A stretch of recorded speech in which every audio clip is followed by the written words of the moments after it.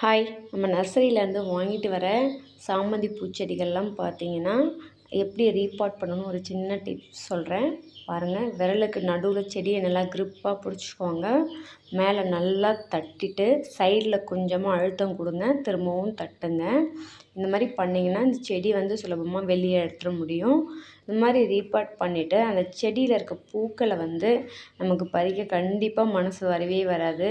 சரி அப்படியே இருக்கட்டும் நம்ம ஆசைப்பட்டு அப்படியே விட்டுட்டோன்னா அந்த செடி கண்டிப்பாக பூத்து முடிஞ்சிட்டு காஞ்சி போயிடும். இதே நாட்டு சாமந்தினா கண்டிப்பாக அந்த மாதிரி ஆகாது. ஹைப்ரிட் சாமந்தி செடிகள்லாம் இப்படி தான் ஆகும்.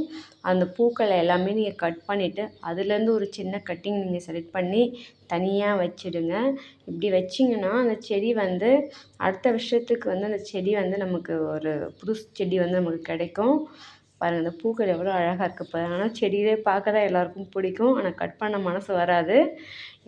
சின்ன கட்டிங் மட்டும் நீங்கள் எடுத்து வச்சிட்டிங்கன்னா நெக்ஸ்ட் இயருக்கு நீங்கள் ஒரு செடி வாங்கவே வேண்டாம். இதில் செடி நிறைய நம்ம வளர்த்துக்கலாம். இந்த மெத்தடில் நீங்கள் வாங்கிட்டு வர சாமந்தி செடிகளை இப்படி ட்ரை பண்ணுங்கள். இந்த வீடியோ உங்களுக்கு பிடிச்சிருந்தா லைக் அண்ட் ஷேர் பண்ணி சப்ஸ்கிரைப் பண்ணுங்கள். தேங்க்யூ ஃபார் வாட்சிங்.